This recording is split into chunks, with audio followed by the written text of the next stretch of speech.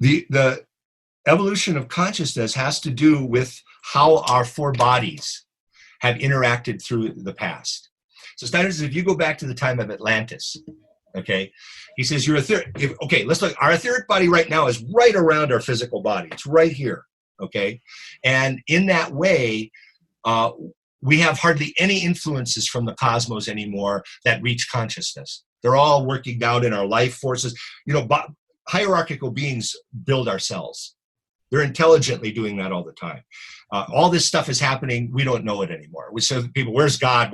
Why isn't God helpful? How could there be a God? The world's so That's because, according to the evolution of consciousness, the hierarchies have been stepping away from us, epoch through epoch, and leaving us freer and freer and freer. But if you go back in time, they weren't. They were involved in our experience in such a way that we didn't have any freedom or sense of self at all, except for the highest leaders and the most advanced people. The rest of the people lived very much in a group soul, kind of hive-like experience, even though it was human still, so it was far more complex than a hive of bees or ants or something. And it was because our etheric bodies were huge. They were way, way out here.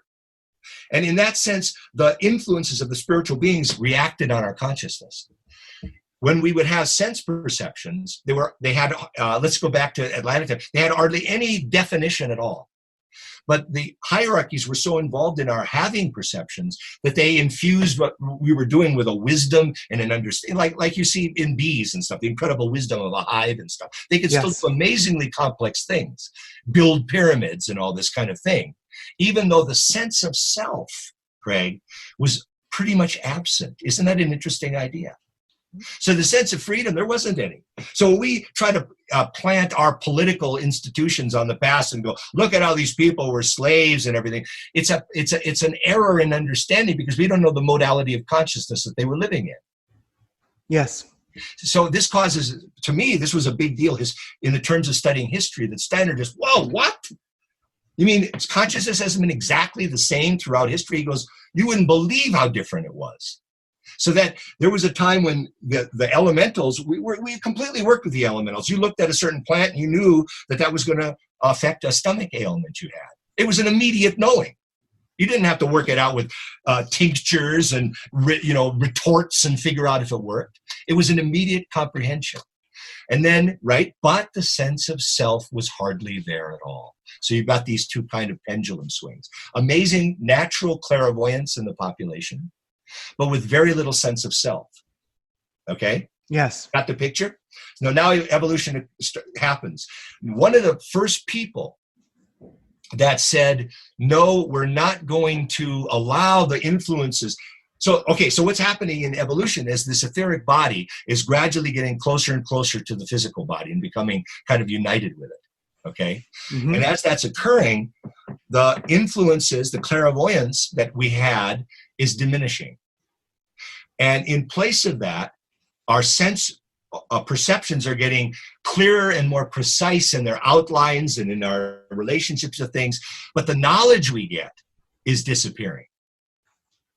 Right? That instinctive clairvoyant knowledge that we get. And a lot of it got just transferred into tradition.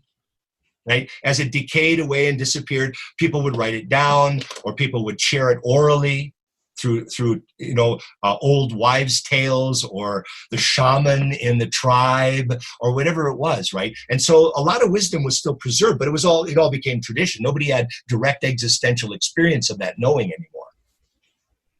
Yes. Right? And Steiner talks about these epochs that we went through.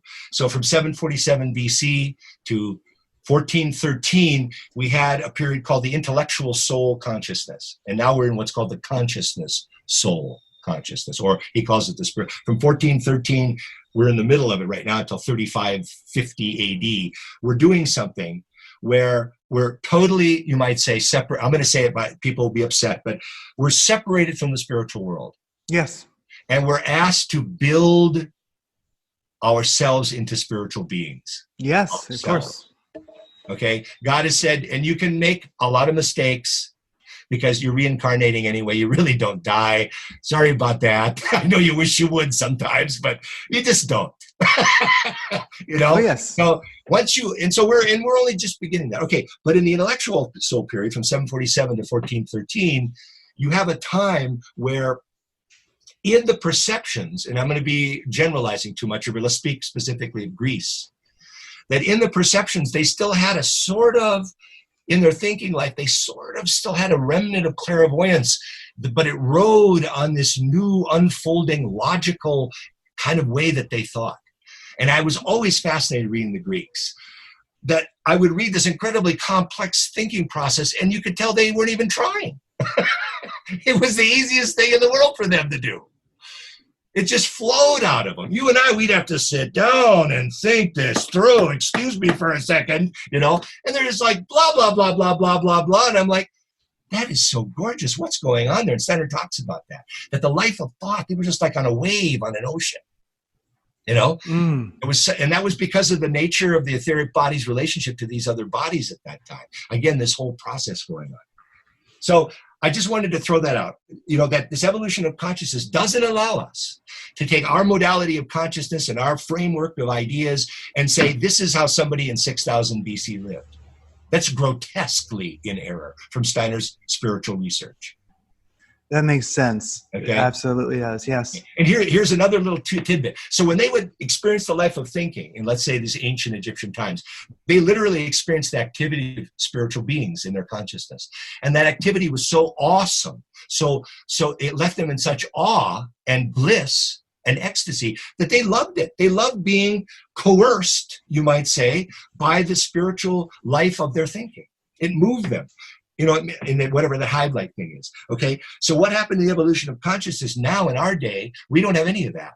What we have to do is grab hold of our brain and experience that life of thought that's still out here, and we have to grab it through how it reflects in our brain. And when it reflects through our brain, all we end up with, instead of the living presence of spiritual beings, is the images of their activity.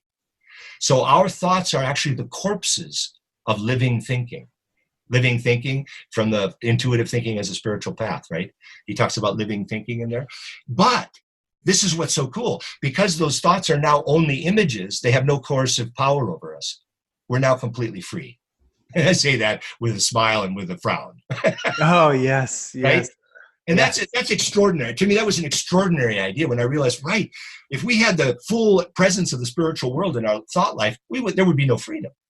We would be just coerced by the magnificence of their presence in everything, right? And that's really how schizophrenics and some people with mental illnesses, I think you could say it might be happening.